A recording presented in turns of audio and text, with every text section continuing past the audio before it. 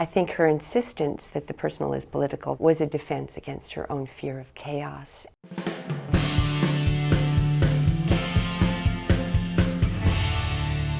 Hi, I'm Nick Gillespie with Reason TV. Today we're talking with Ann C. Heller, author of Ayn Rand and the World She Made, newly out in paperback. Ann, thanks for talking to us. Glad to be here. What drew you to writing a phenomenal, well-received biography of Ayn Rand?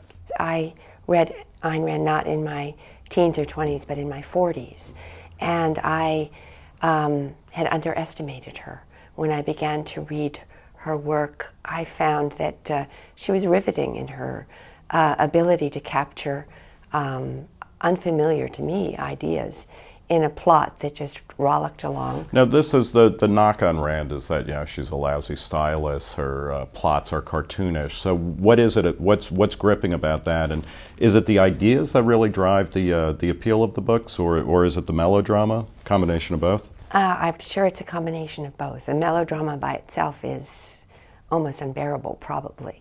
But infused with the ideas as tightly as it is, it's a fantastic vehicle for delivering her her message and her view of the world. What's the core of her appeal to people who pick up her books now? I think the core of her appeal is her deep love for freedom. Her insistence on what are really very old-fashioned American values of hard work, application of your skills, and earning your way through the world. Now, at the same time, she also was insistent that the personal is the political, in a way that certainly anticipated what the feminist movement was saying, which she was not a fan of. How does her personal life fit into her larger kind of worldview, as you played out in the biography? I think that her insistence that the personal is political, to use your phrase, grew on her as she got older. When she was younger, she was much more free-spirited, and she wanted people to understand what she had to say, and if possible, to be persuaded by what she had to say. But she certainly wasn't monitoring people's taste in music, or in literature, or in theater, or in politics, as she was later. What was the most surprising thing that you found out about her? The most surprising thing to me was how fearful a human being she was. What do you mean by that?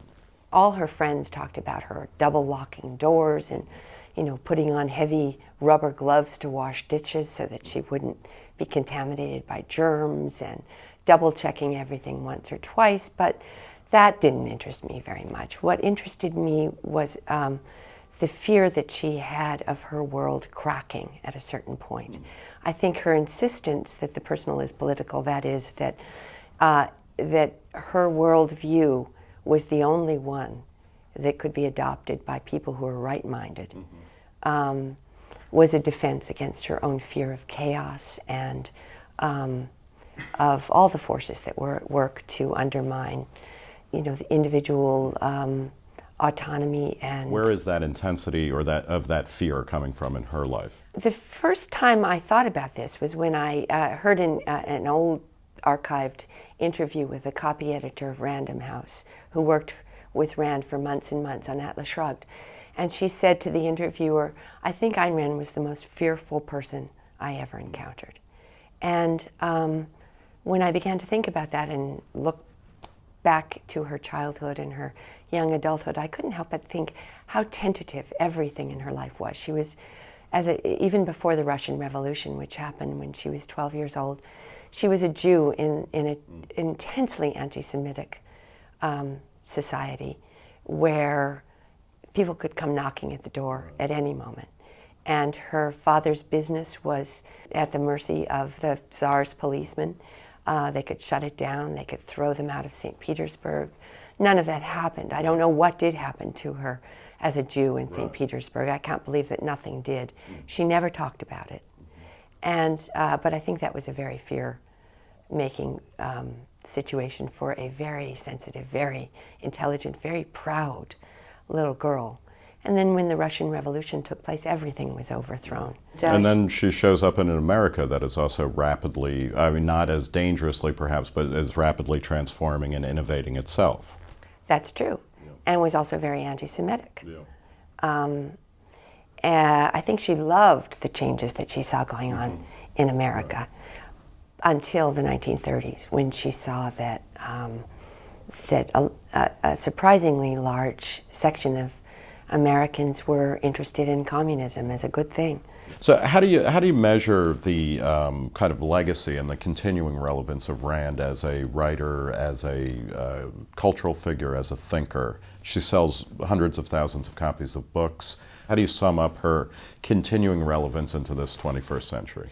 She said very early in her career that fiction is a way to transport ideas infused with emotion. How many novelists of ideas do we have in the second half of the 20th century?